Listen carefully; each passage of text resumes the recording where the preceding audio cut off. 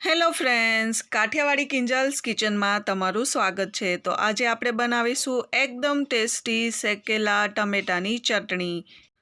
તો વિડીયોને છેલ્લે સુધી જોવાનું ના ભૂલશો। વિડીયો ગમે તો લાઇક, શેર અને ચેનલને સબસ્ક્રાઈબ જરૂરથી કરજો અને બાજુમાં આપેલા બેલ આઇકનને પણ હિટ કરજો, જેનાથી નવી નવી રેસીપી જ્યારે પણ મૂકું ત્યારે તમને સૌપ્રથમ નોટિફિકેશન મળી રહે। તો ચલો હવે રેસીપી સ્ટાર્ટ કરીએ। તો આજે આપણે શેકેલા ટમેટાની ચટણી બનાવીશું। તો ટમેટાને આપણે આ રીતે શેકવા મૂકી દેશું, સાથે ડુંગળી અને લસણ।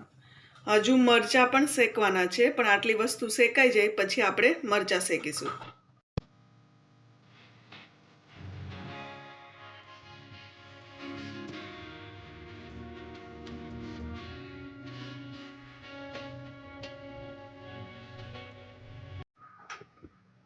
તો આ રીતે આપણે બધી સાઈડ ફેરવતા જઈશું, એટલે બધી સાઈડ સરખી રીતે શેકાઈ જાય।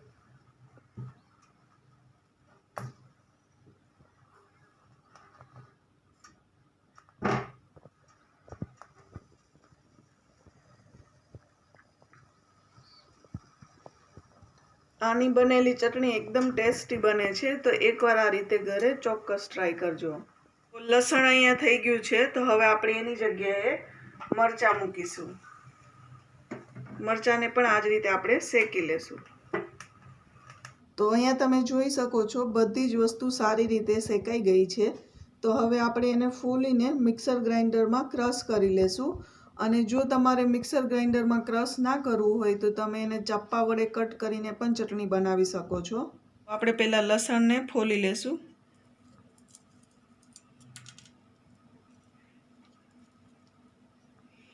આવી રીતે કાળા હાથ થાય તો તમે આ રીતે પાણીથી કરી શકો તો જલ્દીથી કાળું ઉખડી જાય છે। જે આ બળેલું હોય છે શેકેલું એ જલ્દીથી ઉકળી જાય છે। તો આ રીતે કરતા જશો તો ફટાફટ ફોલાઈ જશે।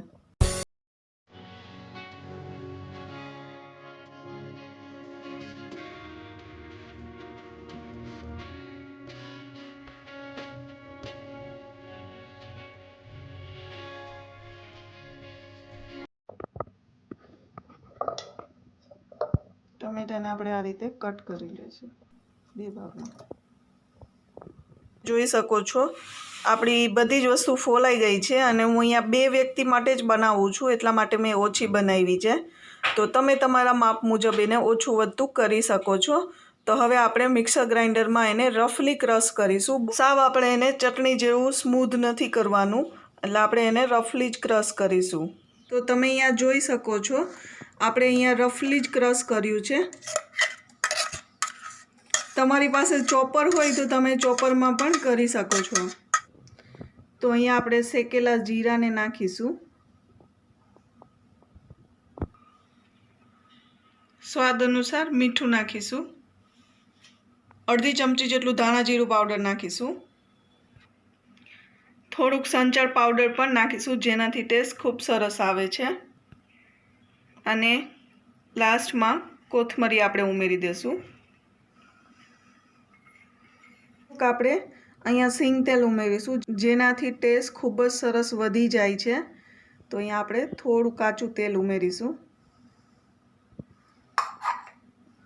તમારી પાસે સરસોનું તેલ હોય તો સરસોનું તેલ પણ ઉમેરી શકો, જેનાથી પણ ટેસ્ટ ખૂબ સરસ આવે છે। બસ બધી વસ્તુ ઉમેર્યા પછી સરખી રીતે આપણે મિક્સ કરી લેશું, અને અટપટ પણ બની જાય છે અને ખાવામાં એટલી ટેસ્ટી લાગે છે। તો અહીંયા આપણી ચટણી તૈયાર છે।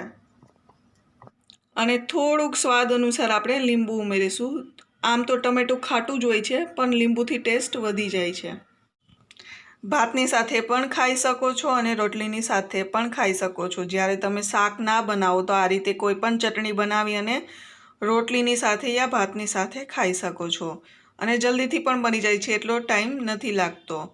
કેવી લાગી તમને આજની રેસીપી? જો વિડીયો ગમ્યો હોય તો વિડીયોને લાઇક, શેર અને ચેનલને સબસ્ક્રાઈબ કરવાનું ના ભૂલશો। જો કોઈ રેસીપી માટે સજેશન હોય તો નીચે કમેન્ટ કરીને જરૂરથી કહી શકો છો। તો મળીએ નેક્સ્ટ વિડીયોમાં નવી રેસીપી સાથે। ત્યાં સુધી બાય।